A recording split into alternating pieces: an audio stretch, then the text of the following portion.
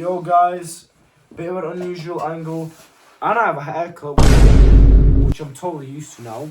Hope you like it. I think it's cool.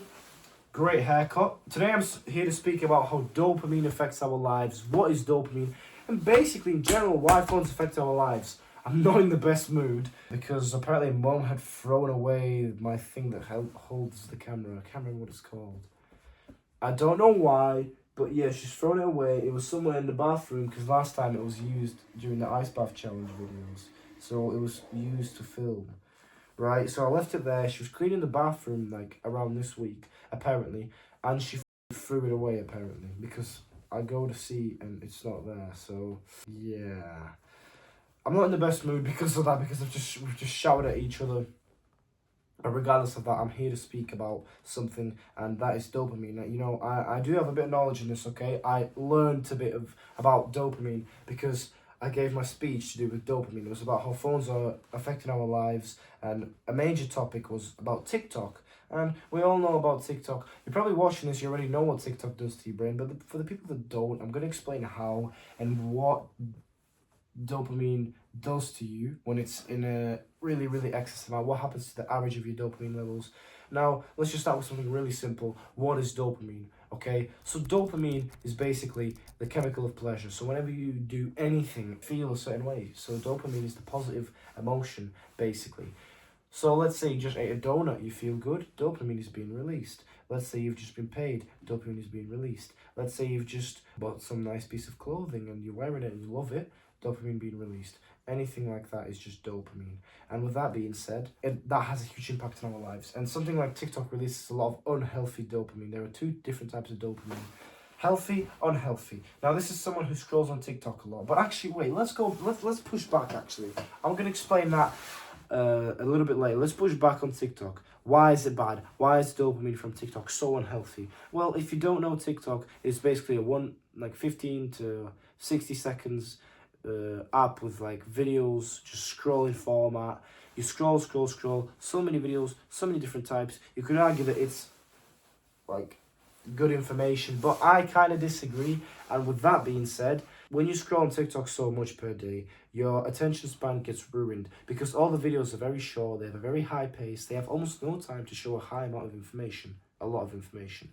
So that being said, they're really flashy, they're really entertaining, really edited, loads of effects, sound, like musics, everything is done to make you feel good. All that dopamine to be released because you're seeing an amazing animation.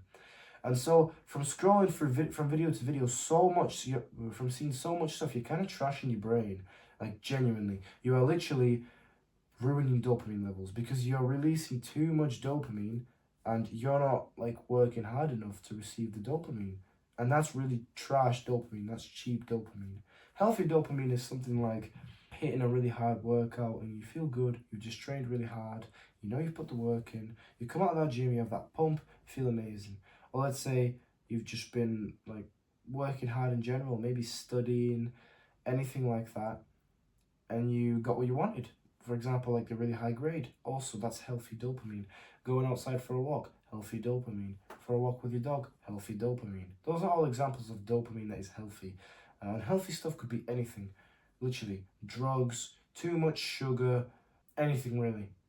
So stuff like that is unhealthy dopamine. And there's even a scientific reason behind addiction to all sorts of drugs due to dopamine and even alcohol. So how it works with TikTok is it ruins your attention span because of all the scrolling videos, trashes your dopamine levels, and because your attention span is ruined, you lack focus. You see, you just start moving, you know? You've got like a semi-form of ADHD because you're so used to seeing high-paced content. And, you know, it may sound silly at first, but if you're my age and you see a lot on TikTok, you probably relate to this. So I'm going to explain what you should do, but let me just finish up the TikTok and I'll explain the scientific dopamine reason stuff.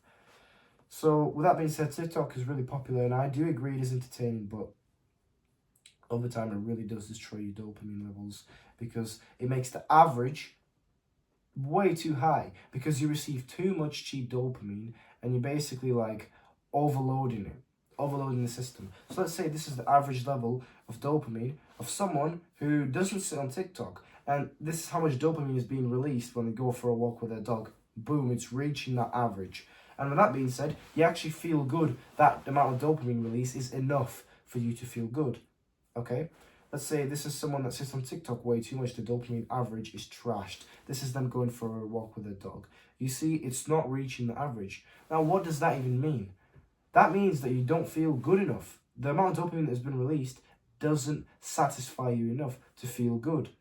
And with that being said, thanks to even something like TikTok, it is causing you to release not enough dopamine. And that means you don't feel good when you go for a walk with your dog. And so, going for a walk with your dog is an example. But any small task like that, which usually would be at least to some stage enjoyable, now isn't because of your dopamine levels being trashed, and this really affects your mental health. It makes your life really challenging, and it works like this with anything, even like drugs. But the thing is, without like drugs that are like really heavy, your dopamine that is released is absolutely like astronomical high. So I'm assuming it goes like that. And because of that huge release, you want more because like you've just ruined your average. But obviously you can't get that much dopamine from that exact same thing without taking it, and therefore you have to take it again and again and again. And obviously with that, the drugs are really bad for you as well. That's kind of how addictions work. It has to do with dopamine. Now, you might say, okay, this is easy to resolve. I'm going to delete TikTok. It's not that simple because the scrolling feature, as you can see, works because it makes people addicted to the app because of the dopamine levels being manipulated. And what I'm trying to say is people don't go off TikTok. And even if they do, the other apps have noticed that TikTok is working really well, and now they have these scrolling features as well. So an example of this is Facebook. Facebook has it. I'm not joking. I've seen my mum on the phone. It's got the scrolling features. Instagram, YouTube Shorts, Snapchat. I don't know why Snapchat has that. Snapchat is just for talking to people.